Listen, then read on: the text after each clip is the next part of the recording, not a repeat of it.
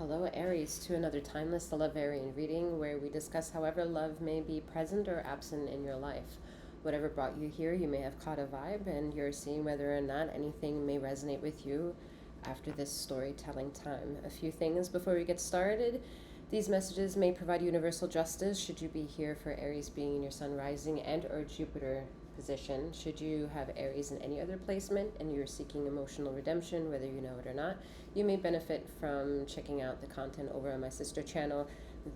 The information, the link can be found in the description box below. You will also find means to connect with me if you're interested in any of offerings in regards to alignments and or a tarot service, for I am a master healer. I am Master 7th that reads these energies, aka 7th, and these messages are timeless. I could pick up on, before we get into that, I would like to disclose that keep your eye open for details on how to do small connections like a digital punch card loyalty program. All right. So keep your eye out for that. As soon as I have the details up, it will be made in the description box below.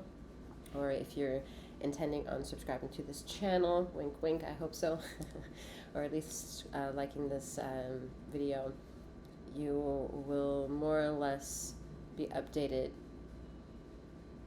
on either newer content or in the community section of the channel. Okay, so just something to kind of like plant the seed out there starting now, that's an option. Besides that, in the description box you'll find means on information in, again, in regards to 𝗖𝘀𝗵𝗔𝗽𝗽 alignments of mine and or tarot services. Please follow directions carefully. And yeah, okay, so past, present, and future energetic timelines could always come forth within a reading, and gender of feminine and masculine energies are non-gender specific.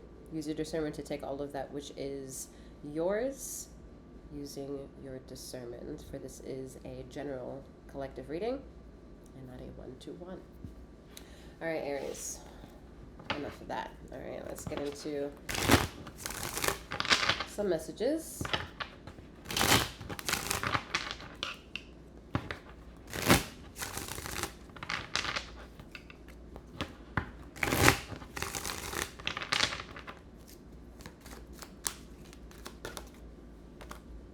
Someone's wish, like they may remember their wish or the moment leading up to, or the memories surrounding this moment of a time where they wished for something when they kind of threw a penny backwards over their shoulders into a fountain. Okay, so I love the appeal. I mean, look at that, the lover's energy coming up for you, Aries. So the communication is heightened on where you would like to begin having holy, sacred union, to be more mindful in delivering your messages, in your purposes, stepping into intent and stepping out of self if you're not sure what your internal intentions are when it comes to formulating verbal contracts with people.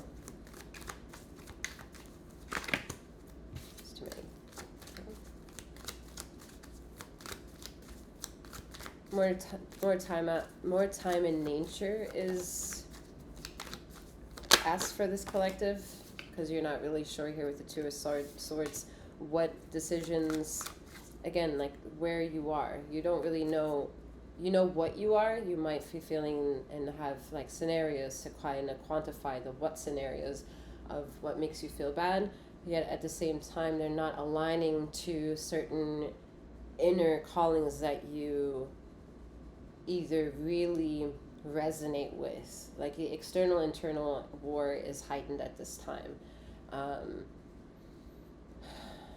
You can't really enjoy a full thought with full emotion.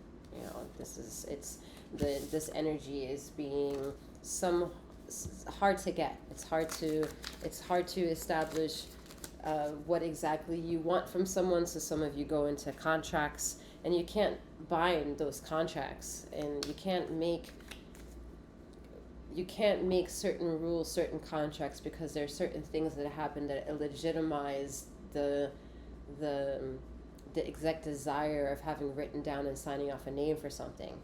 But then there are ways that you can find ways for variables to fit in the logistics, and some of you have made and signed off contracts for stuff like that, and that either may or may not be working in your favor. It's just it's a tug of war, whatever it means to bind your spirit to your word, from your word to what it is that you desire. Yeah. Judgment with the 9 of Wands energy. So, yeah, I mean, the bookends are major arcanas at this point. You've been highlighted with saying this is the time to be paying attention to your sacred wordings, based on what you feel internally and what you're saying, and also like the input and output of what you're thinking in the silence of things, quote unquote silence of things, if they match up to your input and output transactional motions of where you take your decisions, your meetups, your social engagements, and all that jazz. And what you're tentative in looking at yourself a bit more seriously, and then pretty much rising up to that challenge for self.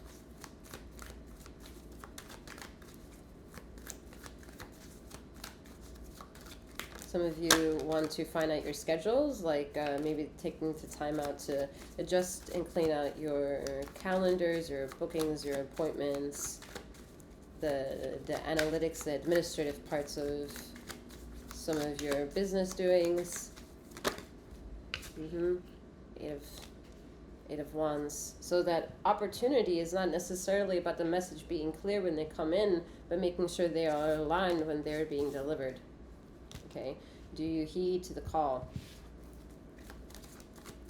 And with that comes opportunities to make contracts that are based on not needing a pen and paper and other material tools of magic work in order to be able to make manifest and keep things in life, but more so knowing that these are just play to see the things that are already in the mystified, quote unquote, mystics of what you feel, your spirit world, your universe, what they're already telling you that is yours, and in your input of output of the variable of your life, you're achieving that by approaching to that because it's made available. Yeah. Death card here with the Hanged Man. I read energies how they see fit. It's all encompassing, so the way I display it doesn't really matter. It's how you feel about the energies at the end of the day, and I want to interpret them. So the Death card puts an end to everything, and the Hanged Man says you're going to be stuck in that end feeling, whatever that end is for you. So whatever this is, it's the animosities within this reading that are being put an end to. Whether that ignites you to do something about it, anything, or show up to anything, or do something about handling a situation. But either, if you're desiring a full reset, this is the opportunity to kind of make yourself dive into the netting of possibilities, the beginning and end of the reading. The moment this reading ends and you leave this reading behind, that's when things dissipate and leave you and start becoming either more connected or disconnected with how much you either resonate with the vibrations received in any heat of the call. We have the Wheel of Fortune, right? While you're in this void of time, you're either opportunistic feeling that everything is working in your favor, that things are aligned, or you're being pulled to a certain direction. Where are you going to go? What needs your attention? Who's going to stay? Who's going to go? Is this karmic? Is this soulmate? Is this divine counterpart? You'll be catapulted in an inevitable flow that seems familiar. But if you lean a little bit closer, maybe you'll be inspired to reach more conclusion that you didn't really realize you weren't seeing before. Okay, so we have the Queen of Wands energy here with strength and judgment here again. So what is going to be triggered is full-blown physical things. All right, all this energy is being pummeled right down to you, as if it's like the tower of feeling emotions within your body, feeling existentialisms within your body, feeling feeling vibrations, feeling reminders that you are within a body and that the body has symptoms and you can overcome these opportunities. These are messages from ether telling you and reminding you of the pros and cons and feminine, masculine energies of light that have consequence and bring consequence to the vibrations of that what it is you are. And those bring all and opportunities to vibrate within, deep within you. I always forget about these. I have to cover that up a little bit.